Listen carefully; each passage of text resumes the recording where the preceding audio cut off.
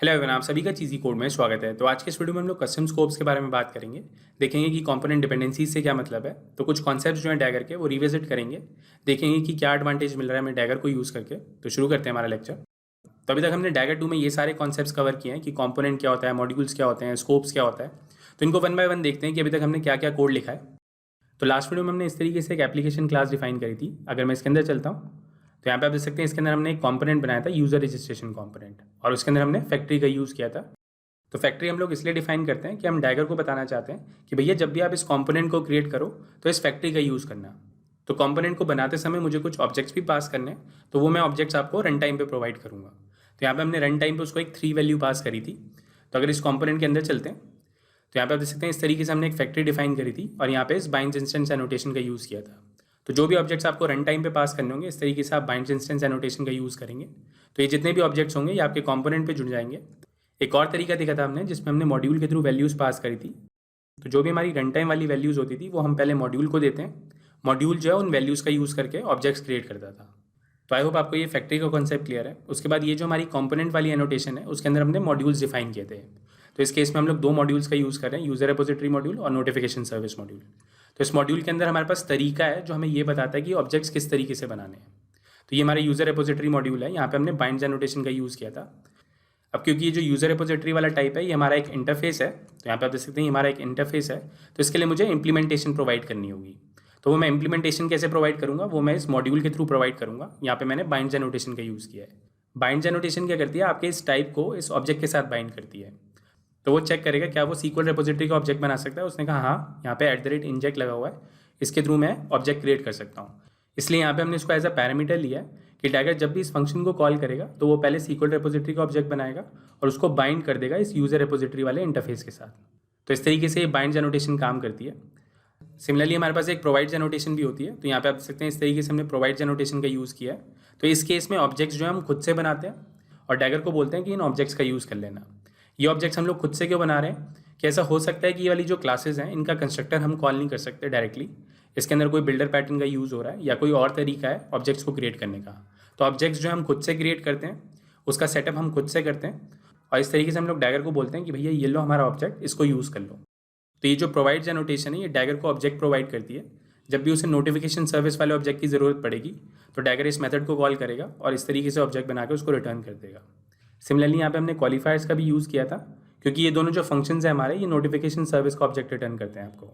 अब डैगर जो है वो कंफ्यूज हो जाएगा कि भैया कौन सा ऑब्जेक्ट रिटर्न करना है। यहाँ पे तो मेरे पास 2 तरीके हैं इस ऑब्जेक्ट को क्रिएट करने के, तो मुझे कौन सा मेथड कॉल करना है। तो ये जो क्वालिफायर है ये डैगर की मदद करता है कि कंज्यूमर को कौन सा ऑब्जेक्ट चाहिए। तो कंज्यूमर जब कंज्यूम करेगा इन ऑब्जेक्ट्स को तो वो बताएगा कि उसे कौन सा ऑब्जेक्ट चाहिए, उसे मैसेज सर्विस वाला ऑब्जेक्ट चाहिए या ईमेल सर्विस वाला। तो इस तरीके से हम लोग या तो नेम्ड एनोटेशन का यूज़ कर सकते हैं या हम लोग मैसेज क्वालिफायर का यूज़ कर सकते हैं।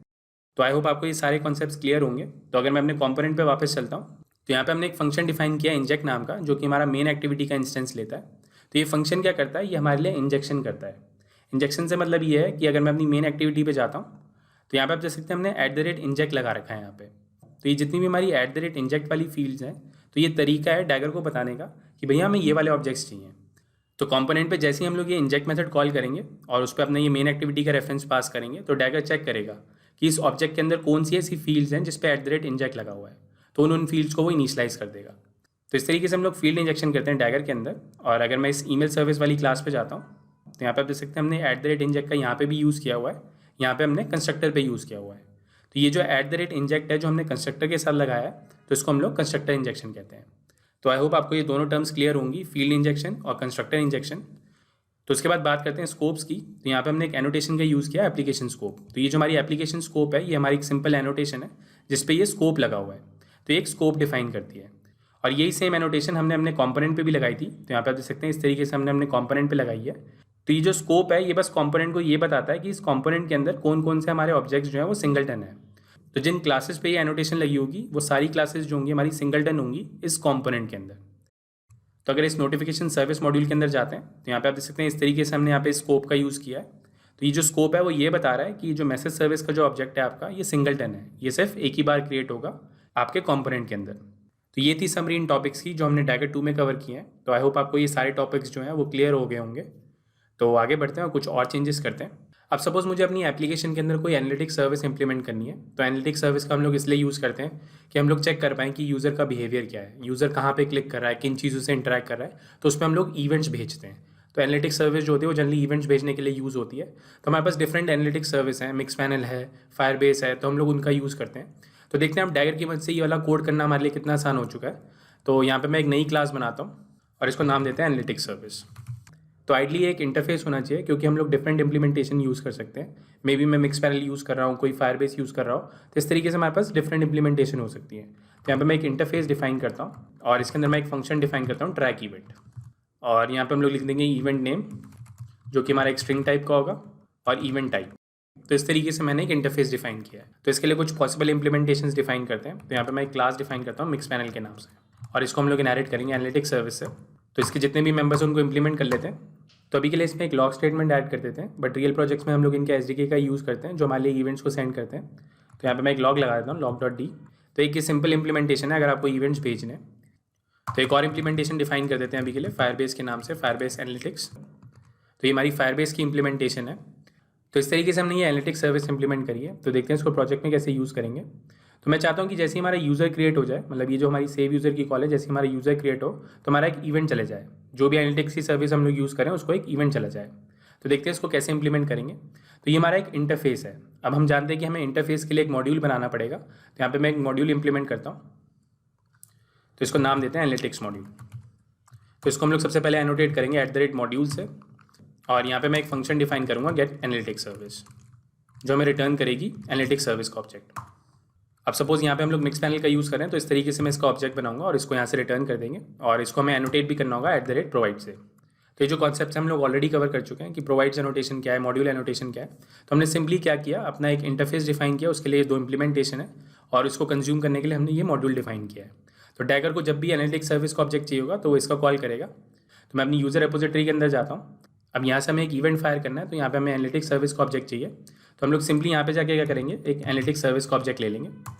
अब क्योंकि डैगर को पता है कि इसका ऑब्जेक्ट कैसे क्रिएट करना है, तो वो हमारे लिए ऑब्जेक्ट क्रिएट करेगा और उसको यहाँ पे पास कर देगा। और सिंपली हम लोग इस ऑब्जेक्ट की मदद से एक इवेंट फायर कर देंगे। तो यहाँ पे मैं लिख देता हूँ सेव यूज़र, और हमारा टाइप है क्रिएट।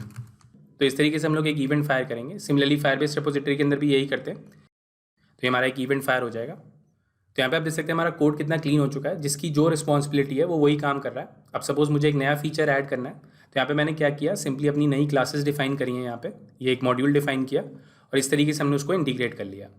अब यहाँ पे ये जो डिपेंडेंसी है ये हमें डैगर क्रिएट करके देगा, तो हमें मतलब ही नहीं है कि ये कैसे क्रिएट हो रहा है या कहाँ पे क्रिएट हो रहा है, हम बस इसको यहाँ पे यूज़ कर रहे हैं।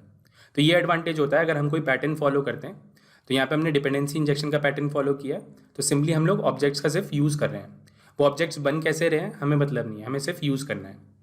तो इस तरीके से हम लोग डिफरेंट फीचर्स को ऐड कर सकते हैं अपने प्रोजेक्ट के अंदर। तो ये जो मॉड्यूल है इसकी एंट्री मुझे अपने कंपोनेंट के अंदर भी करनी होगी, जिससे उसको पता चल जाए कि इसका ऑब्जेक्ट कैसे बनाना है।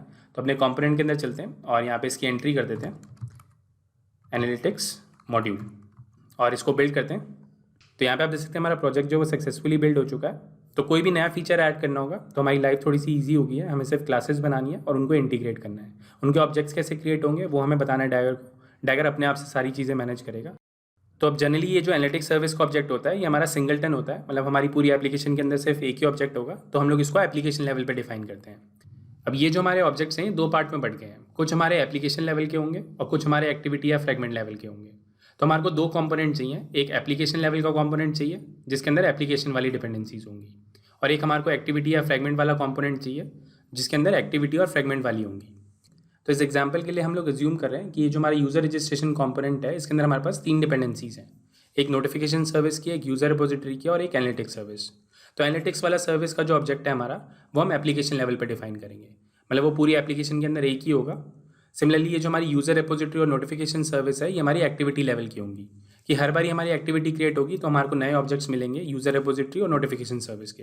बट ये जो हमारा एनालिटिक्स सर्विस का जो ऑब्जेक्ट है ये हमारा एक ही रहेगा, क्योंकि हमारा एप्लीकेशन पे डिफाइंड हुआ है। तो इस तरीके से हमारा कुछ स्ट्रक्चर होगा। ये हमारी एक एप्लीकेशन है, इस एप्लीकेशन के अंदर हम लोग एक कंपोनेंट डिफाइन करेंगे जो हमारा एप्लीकेशन लेवल का कंपोनेंट होगा। सिमिलरली हमारे पास ये एक्टिविटी होगी, एक्टिविटी के अंदर हम लोग एक कंपोनेंट डिफाइन करेंगे एक्टिविटी लेवल का। तो सिंपली हमारे पास 2 लेवल के कंपोनेंट्स हो गए, एक हमारा एप्लीकेशन लेवल का कंपोनेंट होगा और एक हमारा एक्टिविटी या फ्रेगमेंट के लिए कंपोनेंट होगा। अब जनरली क्या होता है कि हमारी एक्टिविटी की जो डिपेंडेंसीज होती हैं वो यूज़ करती हैं एप्लीकेशन की डिपेंडेंसीज को। मतलब एक्टिविटी के अंदर जो हमारी डिपेंडेंसीज हैं वो ऐसे ऑब्जेक्ट्स का यूज़ कर रही हैं जो आपकी एप्लीकेशन लेवल पर डिफाइंड है। मतलब ये जो हमारे कंपोनेंट्स हैं जो हमने एप्लीकेशन लेवल पे डिफाइन किए हैं और एक्टिविटी लेवल पे डिफाइन किए हैं, इनके बीच में एक रिलेशन है, क्योंकि हमारी एक्टिविटी के जो कंपोनेंट है वो इसका यूज़ करते हैं, मतलब एप्लीकेशन लेवल के ऑब्जेक्ट्स का यूज़ करते हैं, तो इनके बीच में एक डिपेंडेंसी है। तो हमें डैगर को बताना पड़ेगा कि भैया कुछ ऑब्जेक्ट्स तो आपको एक्टिविटी लेवल से मिलेंगे और कुछ ऑब्जेक्ट्स आपको एप्लीकेशन से मिलेंगे। तो ये जो रिलेशनशिप होती है ये हमें बतानी पड़ती है डैगर को, जिससे डैगर उन ऑब्जेक्ट्स को क्रिएट कर पाए। तो इसको एक एग्जाम्पल से भी समझते हैं। तो यहाँ पे हम लोग कह रहे हैं कि जो हमारी यूज़र रजिस्ट्रेशन सर्विस है इसको 2 ऑब्जेक्ट्स चाहिए काम करने के लिए, मतलब इसकी 2 डिपेंडेंसीज हैं, यूज़र रिपोजिटरी और नोटिफिकेशन सर्विस। अब ये दोनों ऑब्जेक्ट्स जो हैं ये हमारे एक्टिविटी वाले कंपोनेंट से मिलेंगे। मतलब हम चाहते हैं कि जितनी बार भी हमारी एक्टिविटी क्रिएट हो तो ये वाले जो ऑब्जेक्ट्स हैं हमारे हर बारी क्रिएट हो। तो ऐसी रिक्वायरमेंट के लिए हम लोग इनको एक्टिविटी वाले कंपोनेंट के अंदर डिफाइन करेंगे, क्योंकि हमारी रिक्वायरमेंट ये है कि जितनी बार हमारी एक्टिविटी क्रिएट हो तो ये ऑब्जेक्ट्स भी क्रिएट हो। तो हमारा जो कंपोनेंट है जो हमने एक्टिविटी पे डिफाइन किया है वो भी हर बारी क्रिएट होगा। बट अगर मैं इस यूज़र रिपोजिटरी के अंदर जाता हूँ तो यहाँ पे आप देख सकते हैं ये डिपेंड करता है एनालिटिक्स सर्विस पे। अब एनालिटिक्स सर्विस जो हमारी एप्लीकेशन पे डिफाइंड है, मतलब इसकी एक डिपेंडेंसी है एनालिटिक्स सर्विस जो कि हमारे एप्लीकेशन वाले कंपोनेंट पे डिफाइंड है। तो ये जो रिलेशनशिप है एक्टिविटी वाले कंपोनेंट्स के बीच में और एप्लीकेशन वाले कंपोनेंट्स के बीच में, ये हमें डैगर को बतानी होती है कि भैया कुछ ऑब्जेक्ट्स तो तेरे को एक्टिविटी वाले कंपोनेंट से ही मिल जाएंगे, बट कुछ ऑब्जेक्ट्स जो हैं तेरे को एप्लीकेशन वाले कंपोनेंट से मिलेंगे।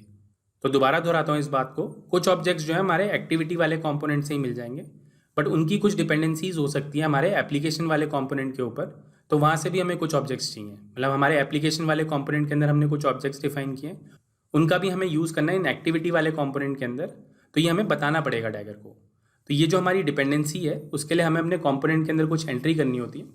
तो मैं अपने कंपोनेंट के अंदर जाता हूँ, तो यहाँ पे आप देख सकते हैं हमारे पास एक ऑप्शन होगा डिपेंडेंसीज़ का। तो इस तरीके से हम लोग इसकी डिपेंडेंसीज डिफाइन करते हैं। तो इसको नेक्स्ट वीडियो में कवर करेंगे। तो अभी के लिए गौर फरमाएं कि मैंने क्या बोला है। तो सिंपली ये जो हमारे एक्टिविटी लेवल पे कंपोनेंट्स होंगे वो हमारे एप्लीकेशन वाले कंपोनेंट्स के अंदर कुछ डिपेंडेंसीज हैं उनका यूज़ करते हैं। अब इनका यूज़ करती हैं तो इसका मतलब इन दोनों के बीच में कोई रिलेशन है कि भैया ये वाला जो कंपोनेंट है वो इस कंपोनेंट पे डिपेंडेंट है। तो देखेंगे इसको नेक्स्ट वीडियो में कि कैसे हम लोग डिपेंडेंसीज डिफाइन करते हैं। तो आज की वीडियो को यहीं पे रोकते हैं। डिपेंडेंसीज और सब कंपोनेंट्स के बारे में नेक्स्ट वीडियो में बात करेंगे। तो आई होप आपको ये वीडियो अच्छा लगा होगा। तो अगर वीडियो अच्छा लगा तो प्लीज़ लाइक करें। अगर अभी तक आपने हमें सब्सक्राइब नहीं किया है तो प्लीज़ सब्सक्राइब करें। कोशिश करें कि इन वीडियोज़ को फैलाएं, थोड़े नंबर बढ़ा दें। Thank you for watching. आपका दिन शुभ हो। धन्यवाद। ये लैंग्वेज भी सीख लो, वो लैंग्वेज भी सीख लो, जीवन एक रेस है, ऊपर चढ़ना सीख लो, हो जाए जब सब कुछ खुद बनना सीख लो, उठा के बस्ता नाप के रास्ता हर कोई चला है आईटी में, आई टी में, आई टी